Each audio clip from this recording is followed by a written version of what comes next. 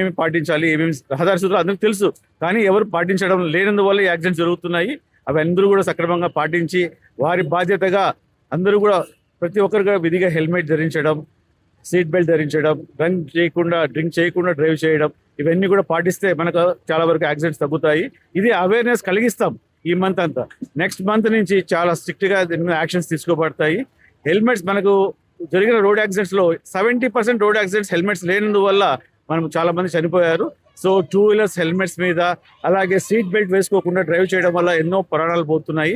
ఇవన్నీ కూడా మేము విధిగా ఇప్పటి నుంచి చాలా స్ట్రిక్ట్గా మేము చేస్తాం. ఈ మంత్ అంతా కూడా అవేర్నెస్ కలిగిస్తాము. ప్రభుత్వం యొక్క ఆదేశాల మేరకు ప్రతి ఒక్క department, engineering department, transport department, police department ఈ అవేర్నెస్ అనేది అందరం కలిగిస్తున్నాము. దీని మీద మాత్రం ప్రజలకు నెక్స్ట్ మంత్ చాలా సివియర్ యాక్షన్స్ ఉంటాయి. అలాగే మీడియా తరఫున మా దగ్గర నుంచి రిక్వెస్ట్ ఏమంటే, తల్లిదండ్రులు ప్రతి ఒక్కరు కూడా పిల్లలకు లైసెన్స్ లేకుండా వాహనం ఇవ్వడము, వాటి గురించి సూత్రాలు తెలియజేయకుండా బండ్లు ఇవ్వడం అనేది చాలా తప్పు, అది నేరము. నెక్స్ట్ ఏదైనా కూడా ఎన్ఫోర్స్మెంట్లో వాళ్ళ మీద యాక్షన్ తీసుకోబడుతుంది, పేరెంట్స్ కూడా యాక్షన్ తీసుకోబడుతుంది. కాబట్టి ప్రతి ఒక్కరు కూడా నేను మీడియా ద్వారా అందరికీ కూడా